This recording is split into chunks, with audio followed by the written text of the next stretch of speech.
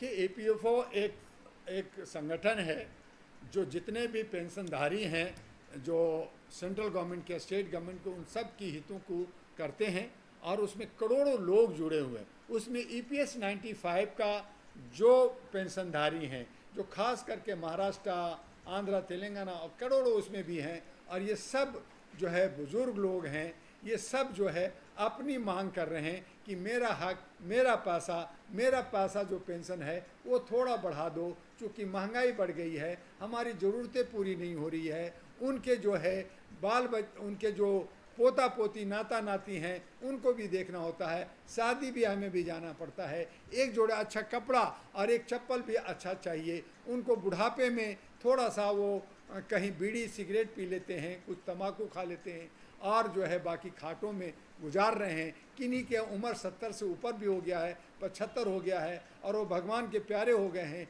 लेकिन सरकार जो उन्हीं की पैसा है 1600 करोड़ जो ये देने के लिए राजी भी हो गए। हेमा मालिनी भी इस पर प्रयास की।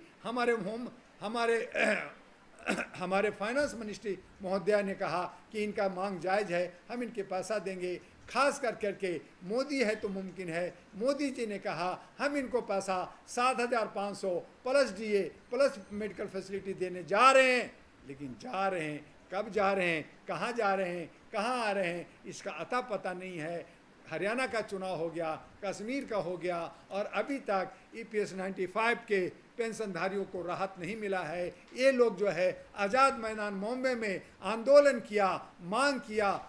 हमारे ब्रिगेडियर अशोक राव जी और उनके बाकी तमाम साथियों ने काफ़ी मांग किया है, आंदोलन कर रहे हैं, लेकिन सरकार के कान पे जूं नहीं रेंग रही है, कान में कॉटन डाल रखा है और इनकी बातों को नज़रअंदाज किया जा रहा है। डॉक्टर दुआ ने इनके लिए लगातार प्रयास कर रहे हैं, काफ़ी चिट्ठी पत्री किया है, हम दबाव बना रहे हैं सरकार पे, लेकिन वो मांग को पूरा नहीं कर रहे हैं। हम चाहते हैं कि वो महाराष्ट्र और झारखंड की चुनाव से पहले हमारे ईपीएस 95 के मांगों को पूरा कर दें, बुज़ुर्गों का जो है आशीर्वाद लें, बुज़ुर्गों का सहारा लें, तो सरकार को और ख़ास करके मोदी जी का जय हो जाएगा।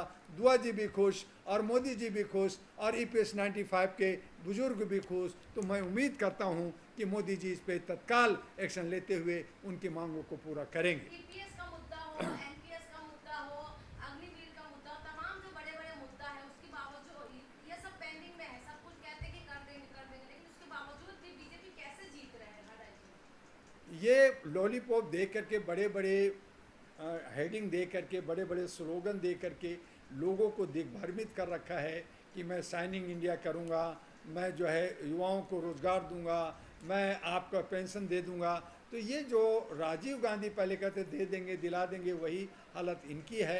तो कांग्रेस की हालत ख़राब हुई। अब जो है जनता थोड़ा सा बढ़ गई है। अब जनता को ये बांटने की, नफ़रत की दुकान खोल दिया है, हिंदू मुस्लिम कर दिया है, मुसलमानों को अलग, हिंदू को अलग, क्षुद्र और वैश्य और जो हमारे दलित हैं, जो हमारे ओबीसी हैं, अति पिछड़ा हैं, जो हमारे मूल निवासी हैं, ये भी कहीं ना कहीं भटक गए हैं या बढ़ गए हैं, और जिसका फ़ायदा बीजेपी को मिल रहा है। लेकिन आने वाले वक्त में ये फ़ायदा अब नहीं मिलेगा। ये जनता जान गई है, समझ गई है और धीरे धीरे बीजेपी का विकेट गिर रहा है और बीजेपी जो है का स्थिति अब खराब होते चला जा रहा है। आपने देखा कि हरियाणा में बीजेपी जीत गई, बेईमानी हुआ, बात सुप्रीम कोर्ट में गई है, इलेक्शन कमीशन में गया है, लोग कर रहे हैं, वकील कह रहे हैं, जज कह रहे हैं वहाँ दोबारा चुनाव होगा। हालांकि ये लोग इतने शातिर हैं कि वो दोबारा चुनाव नहीं होने देंगे, लेकिन ये साफ पता चल गया है कि अब ईवीएम से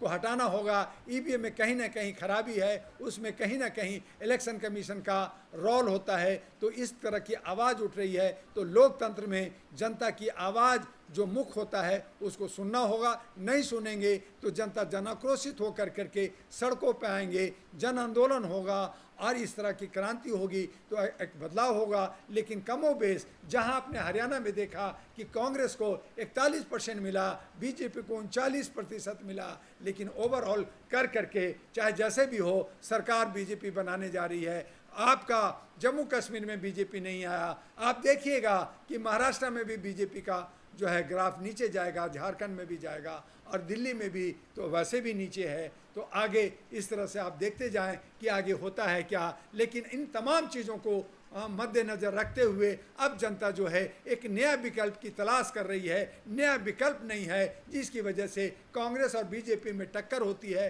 अब एक नया विकल्प सामने उभर के आ रहा है और वो है अहरा नेशनल पार्टी एएनपी, जो एक लिफाफा, एक इन्वेलप लेके आई है और नया सौगात लेकर के, नया खजाना लेके, नया एजेंडा लेके आई है जो जनता का है, जनता द्वारा है। और जनता ये तय करेगी कि अब हमें कोई पार्टी नहीं, सिर्फ और सिर्फ मानवता की पार्टी एएनपी पार्टी चाहिए और इस पे ही वोट अब पड़ेगा।